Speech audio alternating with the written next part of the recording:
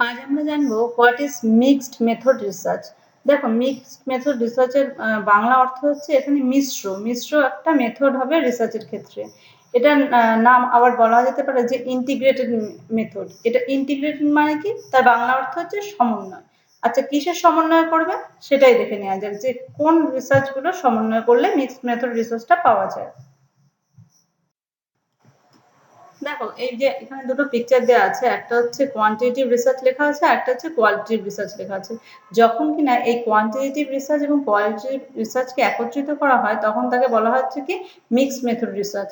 Researcher যখন কোনো প্রবলেমের সমাধান খুঁজতে চায় তখন সে কি করে, এই দুটো ধরনের ডেটাকেই কালেক্ট করে, কোয়ান্টিটেটিভ ভাবেও কালেক্ট করে, আর একটা কোয়ালিটেটিভ রিসার্চের ক্ষেত্রে যেভাবে ডাটা কালেক্ট করতে হয়।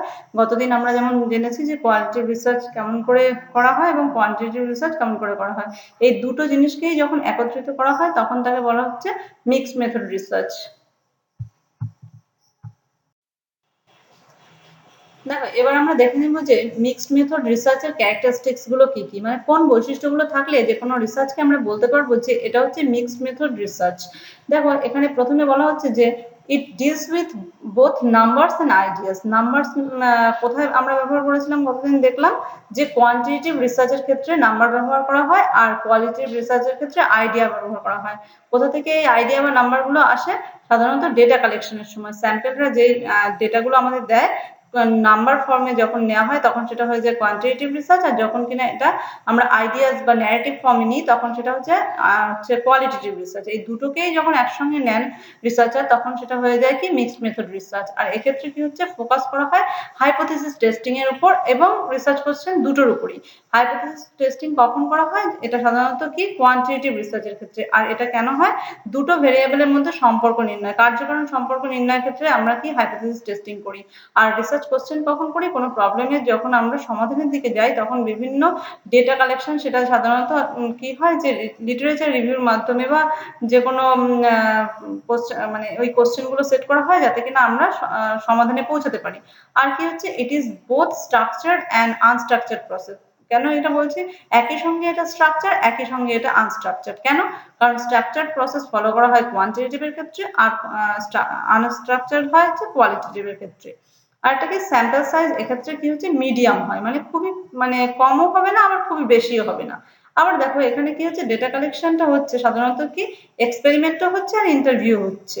মানে এক্ষেত্রে ল্যাবরেটরি ক্ষেত্রেও যেভাবে ডেটা কালেকশন করা হচ্ছিল, ল্যাবরেটরির ক্ষেত্রে যেটা আমরা কোয়ান্টিটেটিভে দেখেছি, আর ইন্টারভিউ মানে ইনডেপথ স্টাডি করা হয় যেটা কিনা কোয়ালিটেটিভ রিসার্চের ক্ষেত্রে হয়।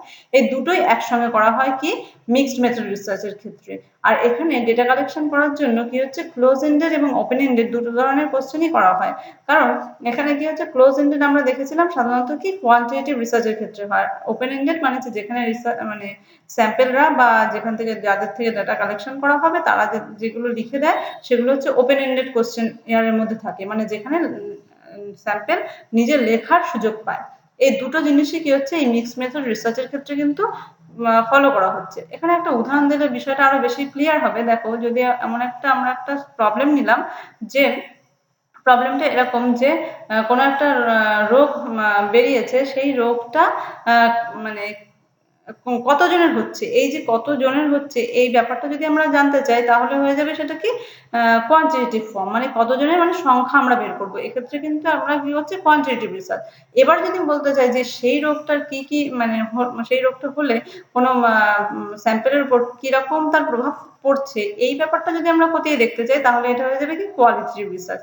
আর এই দুটো বিষয় যদি একটা রিসার্চের মধ্যে থাকে তাহলে সেটা হয়ে যাবে কি মিক্সড মেথড রিসার্চ।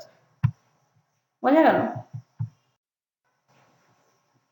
দেখো, বিষয়টা আরো বেশি ক্লিয়ার হবে। আরো কয়েকটা বৈশিষ্ট্য আমরা দেখি, যেমন হচ্ছে এর সেটিংটা কি থাকে, ন্যাচারাল এবং আর্টিফিশিয়াল দুটো ক্ষেত্রে দুটোই হয়। ন্যাচারাল সেটিংয়েও দেখা হয় এবং আর্টিফিশিয়াল সেটিংয়েও দেখা হয়। দেখো, আমরা যে আগের উদাহরণটা দিলাম যে কোনো একটা রোগ হয়েছে, তো সেক্ষেত্রে কি হচ্ছে ন্যাচারাল সেটিং কি যে আমরা প্রত্যেকটা রোগীর কাছে গিয়ে গিয়ে দেখলাম, আর একটা হচ্ছে আর্টিফিশিয়াল সেটিং কি মানে কি কি কারণে হলো সেটাও যদি আমরা দেখতে চাই সেক্ষেত্রেও কিন্তু এটা সম্ভব। আর একটা কি, ইট ইউজেস ইন্ডাকটিভ এবং ডিডাকটিভ রিজনিং। আমরা কি দেখেছিলাম যে ডিডাকটিভ রিজনিং সাধারণত দেখা হয় কি কোয়ান্টিটেটিভ রিসার্চের ক্ষেত্রে। আর ইন্ডাকটিভ কোথায় দেখা হয়? কোয়ালিটেটিভ রিসার্চ ক্ষেত্রে। যখন এই দুটি রিজনিং এ একসঙ্গে হয় তখন সেটাকে বলা হচ্ছে মিক্সড মেথড। আরেকটা কি হয়, এটা এক্ষেত্রে রিসার্চার দেখো সাবজেক্টিভ কাজটাও করে। সাবজেক্টিভ মানে কি, আমরা যখন ডেটা কালেকশন করতে যাব কোনো স্যাম্পলের থেকে, যদি ইনডেপথ স্টাডি করি সেক্ষেত্রে কিন্তু রিসার্চারের নিজের কিছু কথাও এর মধ্যে চলে আসে, মানে নিজের দৃষ্টিভঙ্গিও চলে আসে। সেক্ষেত্রে রিসার্চের যে ফলাফলটা সাবজেক্টিভ হয়ে যেতে পারে, মানে রিসার্চারের নিজস্ব একটু বায়াসড ব্যাপারটা চলে আসতে পারে। আবার কি হচ্ছে, আমরা যখন সংখ্যাগতভাবে যদি আমরা কোনো ডেটাটা কালেক্ট করি সেক্ষেত্রে কিন্তু আমাদের কি হচ্ছে, অবজেক্টিভ হচ্ছে নেচারটা, মানে সেখানে কিন্তু রিসার্চারের কোনো বায়াসনেস এখানে থাকছে না। Nature of data is both number and narrative. আগে আমরা এটা বললাম যে সংখ্যার দ্বারাও করা হয় আর ন্যারেটিভ বা আইডিয়াসও এটা নেওয়া হয়। আরেকটা কি হয়, এটা এই যে সমস্ত ডেটাগুলো আমরা কালেক্ট করলাম, এই ডেটাগুলোকে এবার অ্যানালিসিস কি করে করবো, মানে বিশ্লেষণ না করলে আমরা সূত্রে কি করে পৌঁছাবো বা সমাধানে কি করে পৌঁছাবো। এই যে সমাধানে পৌঁছানোর ক্ষেত্রে যে অ্যানালিসিসটা করা হয়, এক্ষেত্রে কি হচ্ছে, আমরা কোয়ান্টিটেটিভ এর ক্ষেত্রে দেখেছিলাম সফটওয়্যার ইউজ করে হয়, কারণ যেহেতু এটা কি হচ্ছে বিভিন্ন সংখ্যাগতভাবে বা স্ট্যাটিস্টিক্স এর মাধ্যমে এটা হয়ে থাকে। আর যেটা হচ্ছে আমরা দেখেছিলাম যে কোয়ালিটেটিভ এর ক্ষেত্রে কি হয়, যে থিমেটিক অ্যানালিসিস হলো, তারপর হচ্ছে ডিসকোর্স অ্যানালিসিস হলো, ন্যারেটিভ অ্যানালিসিস হলো, কন্টেন্ট অ্যানালিসিস হলো, এই যে বিষয়গুলো নিয়ে যে অ্যানালিসিস, এই ভেরিয়াস অ্যানালিসিস টেকনিকটাও কিন্তু রিসার্চার এখানে ফলো করছেন। আরেকটা কি হচ্ছে, যে এক্ষেত্রে যে কনক্লুশনটা আসবে, এটা কি হচ্ছে যে আরো বেশি জেনারেলাইজড হবে। তার কারণ কোয়ালিটেটিভ রিসার্চের কিছু ডিমেরিট থাকে, আবার কি হচ্ছে কোনো কোয়ান্টিটেটিভ রিসার্চেরও ডিমেরিট থাকে, বা সুবিধা অসুবিধা দুটোই থাকতে পারে। এই দুটোর সুবিধা অসুবিধা, যেমন সুবিধার দিকগুলো পাওয়া যায়, অসুবিধার দিকগুলোও কিন্তু কাটানো যেতে পারে এই মিক্সড মেথড রিসার্চের ক্ষেত্রে। মানে এর যে কনক্লুশনটা আসবে এটা আরো বেশি কম্প্যাক্ট হবে। তবে এডুকেশনের ক্ষেত্রে আরো একটা উদাহরণ দিই। যেমন ধরো, যদি কোনো একটা রিসার্চার চায় যে এমন একটা রিসার্চ করবে যেখানে ধরো মিড ডে মিলের কথাটাই বলি, যে মিড ডে মিল মানে কোন কোন স্কুলগুলোতে দেওয়া হচ্ছে বা কিভাবে দেওয়া হচ্ছে, এই যে কিভাবে দেওয়া হচ্ছে, এক্ষেত্রে আমরা কি হচ্ছে তার কোয়ালিটি রিসার্চ করছি, বা এই মিড ডে মিল হওয়ার ফলে, মানে দেওয়ার ফলে বাচ্চাদের উপর কিরকম প্রভাব পড়ছে, এই যে কিরকম প্রভাব পড়ছে এটা কিন্তু একটা কোয়ালিটি রিসার্চ। আর যখন আমি বলছি যে কতজন খাচ্ছে বা কিভাবে তাদের সংখ্যা বাড়ছে বা এরকম যদি কিছু ভাবি, সেক্ষেত্রে কিন্তু সে কোয়ান্টিটেটিভ রিসার্চ, মানে এখানে আমি সংখ্যাকে গণনা করছি, তাই এটা কোয়ান্টিটেটিভ রিসার্চ। আর এইদিকে যদি বলি যে কি প্রভাব পড়ছে, কিভাবে পড়ছে, কেমন ভাবে পড়ছে, এই যে বিষয়গুলো, এটা হচ্ছে কোয়ালিটেটিভ রিসার্চ। রিসার্চের যদি একটা রিসার্চের মধ্যে এই দুটো জিনিসই দেখতে যায়, তাহলে সেটা হয়ে যাবে কি মিক্সড মেথড রিসার্চ। দেখো, আমরা দেখলাম যে মিক্সড মেথড রিসার্চের ক্ষেত্রে অনেক কিছু মানে সুবিধা আছে, যেমন কোয়ালিটেটিভ রিসার্চের ক্ষেত্রে যা যা অসুবিধা ছিল, কোয়ান্টিটেটিভ রিসার্চের ক্ষেত্রে যা যা অসুবিধা ছিল, দুটো যদি একসঙ্গে করা হয় তাহলে কি হচ্ছে, সুবিধার সংখ্যাটা বাড়ে আর অসুবিধার সংখ্যাটা অনেকটাই কমে যায়। তবুও এত কিছু সুবিধা থাকা সত্ত্বেও মিক্সড মেথড রিসার্চের কিন্তু কতগুলো অসুবিধা আছে, যেগুলো দেখো এগুলো ভালো করে বুঝতে পারবে যে একটা যে কোনো দিক দিয়ে যদি আমরা কাজটা করতাম, হয় আমি কোয়ান্টিটেটিভ করতাম, নয় আমি কোয়ালিটেটিভ করতাম, তার ফলে কি হতো, আমার সময়টা অনেকটা কম লাগবে। যদি আমি দুটো জিনিসই একবারে নিই, তা সেক্ষেত্রে কি হচ্ছে, আমার ডবল খাটনি হয়ে যাচ্ছে। আরেকটা কি হচ্ছে, researcher should be more expert. এক্ষেত্রে কিন্তু রিসার্চার শুধুমাত্র কোয়ান্টিটেটিভ রিসার্চ কি করে করতে হয় এটা জানলেও চলবে না, আবার কোয়ালিটেটিভ রিসার্চ কিভাবে করতে হয় এটা জানলেও চলবে না। শুধু শুধু একটা একটা জানলে চলবে না, দুটো জিনিসই এক্সপার্ট নলেজ তার রাখতে হবে, তা নাহলে কিন্তু বিষয়টা পুরোটাই একেবারে নষ্ট হয়ে যাবে। Difficult to compare result. আবার দেখো, এই যে কোয়ান্টিটেটিভ ওয়েতে যে সমস্ত রেজাল্টটা পেলাম আর কোয়ালিটির দিক থেকে যেভাবে রেজাল্টটা পেলাম, এই দুটোকে যে কম্পেয়ার কিভাবে করবে এটাও কিন্তু রিসার্চারের একটা এক্সপার্টাইজ যেমন লাগে, কিন্তু এই বিষয়টা কিন্তু অনেকটাই ডিফিকাল্ট। সব রিসার্চার বা সবার ক্ষেত্রে এটা কিন্তু সম্ভব হয়ে ওঠে না।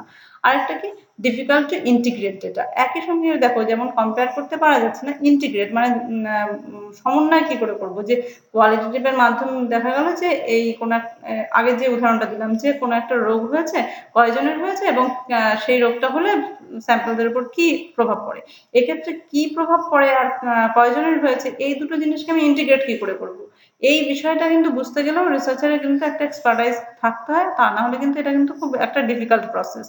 বোঝা গেল? মানে মিক্সড মেথড রিসার্চে যেমন সুবিধাও আছে, এই যে কয়েকটা অসুবিধাও কিন্তু আছে। তবে যদি আমরা অসুবিধার দিকটা দেখি, একটু বেশি অসুবিধা মানে হয়ে যায় যদি কিনা এক্সপার্টাইজ না হয়। আর যদি এক্সপার্ট হয় তাহলে মিক্সড মেথড রিসার্চটাই সব থেকে বেশি ভালো, কোয়ালিটি বা কোয়ান্টিটেটিভ একা একা শুধুমাত্র কোয়ান্টিটেটিভ বা কোয়ালিটেটিভ না করে দুটোকে একসঙ্গে করলে রিসার্চের ফলাফলটা আরো বেশি কি জেনারেলাইজেবিলিটির দিকে যায়। বোঝা গেল তাহলে মিক্সড মেথড রিসার্চ কাকে বলে। আজকে তাহলে এইটুকুই। Thank you.